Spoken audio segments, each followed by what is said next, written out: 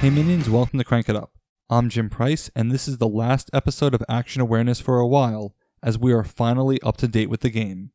The only faction who hasn't had an action covered yet is the Time Travelers, and it's only natural to talk about Time Walk.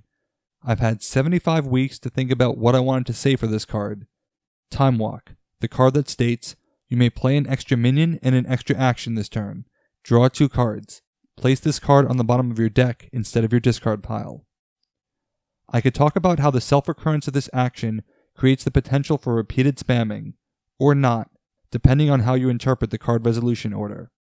I could talk about the clarification for it and why it infuriates me. I could talk about what happens if you try to non-infinite loop Time Walk.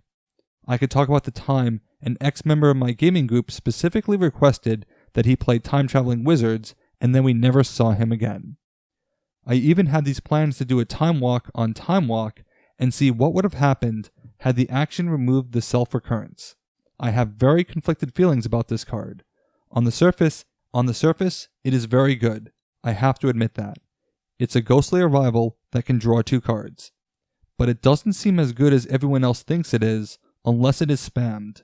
And at one point, I was ready to rant about how we created a card that we have to check every faction for specifically to make sure that they cannot do anything crazy. But in the end, I decided to play it straight because many players watch these videos for ideas, and I want to honor that, particularly to close out this series for the foreseeable future until a new faction is ready. As I mentioned before, Time Walk is a good card. I do think the Time Travelers would have benefited from removing the self-recurrence, but I think it might have gone overboard without changes elsewhere. Despite my love of time travel as a genre, it's hard for me to get excited about the Time Travelers because they have a few cards I like and a few cards that I find really boring. I've called them a support faction, watered down zombies, you name it. Time Walk can provide good synergies, but it forces you to play the Time Travelers, so I want to make those synergies count. The internal synergy with Time Travelers isn't really there, because they lose out on It's Astounding and Repeater Perfect. The Time Travelers have very limited shuffling. Shuffling is desirable because it frees up Time Walk to be drawn again, but the Time Raiders add even more anti-synergy by putting more cards on the bottom, thus diluting your chances of getting to Time Walk again.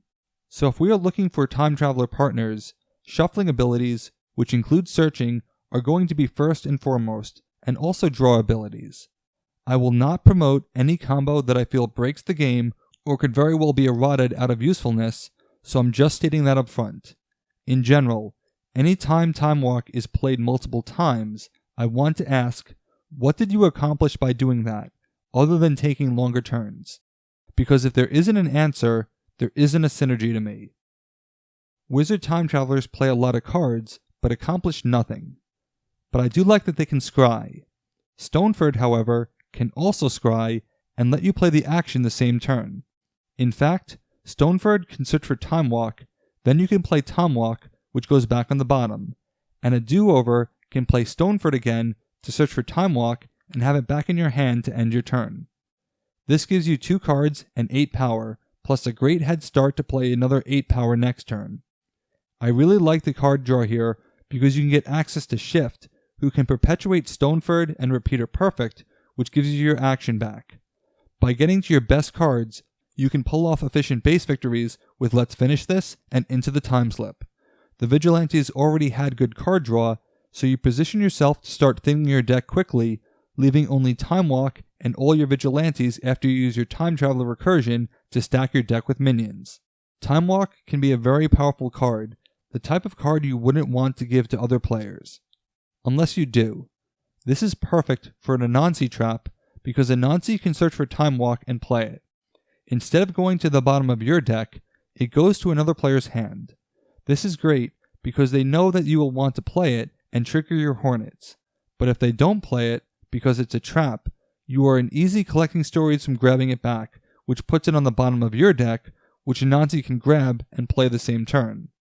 So you are playing 3 minions, drawing 4 cards, and possibly reaping Python or Leopard benefits. With all the cards you are drawing, you are certain to get a turtle, which can give you even more card draw, and fill another player's hands with more cards that they will have to start discarding even more, triggering more Python and Leopard benefits. Yes, They can get 2 cards and an extra minion out of Time Walk, but you get a chance to play 4 free minions on their turn, plus the other benefits, so it could very well be worth it. Of course, if you are going to be playing minions, you need minions to play. The Time Travelers aren't known for their burst potential because they have no power increases, but maybe they can serve a different function, being minions to play in the mid-game. It's important to think about factions that don't always have minion plays before terminal plays, but do provide shuffling. Unsurprisingly, the Rockstars come to mind, and combining their great card draw increases the chances of seeing Time Walk multiple times. The difference is, that extra minion play can be 10 power all of a sudden, and with the 2 minion recursion abilities, it's possible to stack your deck with primarily groupies that can be drawn with Time Walk and played with Time Walk. Even a double jumper play and a guest star to play 5 groupies is a serviceable 14 power, knowing you'll get much of that back. If there is a way to thin out your deck and shuffle at the same time, Time Walk would love that. Emperor Penguin can help. This does mean forfeiting Time Box, but you can always have him queued up for an eventual replacement. Emperor Penguin lets you play a minion off the top of your deck, which should result in a shuffle because you are burning through minions quickly and the jumpers always stay out of your deck, waiting for baby penguins to play them from hand. Replaying Regurgitating Penguin can help hunt for Time Walk as well. The penguins have some card draw, so if you have a chance to cycle in only minions, which the penguins would love, that puts Time Walk in a good position to be played many times as the penguins continue to thin out their deck again. If you are going to be given 2 minion plays, maybe they mean more together than alone. The Griminions can play a total of 8 power, and you still have an action. Alternatively, you can play Teamwork to grab the other Griminion and use Rumpelstiltskin to search for Time Walk again. They can also search for Time Walk explicitly with Basket of Goodies, or indirectly with Fairy Godmother to get Rumpelstiltskin to get Time Walk. There are other mini plays that I like, playing an Invader, playing Do-Over to replay the Invader, then playing a Collector to catch the Invader for next turn, or playing Valkyrie to grab a powerful minion and playing Dr. Wen to replay Valkyrie to grab another powerful minion, making your next Time Walk be a powerful 2-minion combo that isn't even yours. I like Time Walk, despite its problems, but I almost wonder what it would have been like if it had been the All-Star action instead of its Astounding. It's certainly unique enough to be considered for inclusion, but then we'd have 2 factions that we constantly need to check in playtesting.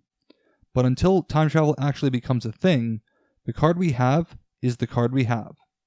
What do you think of Time Walk? Let me know in the comments. And with that, I am now current with the game, and until it's time to promote the next expansion, that's it for Action Awareness. I'm really excited for Custom Faction Month, and even more excited for Phase 2, which will begin immediately after that.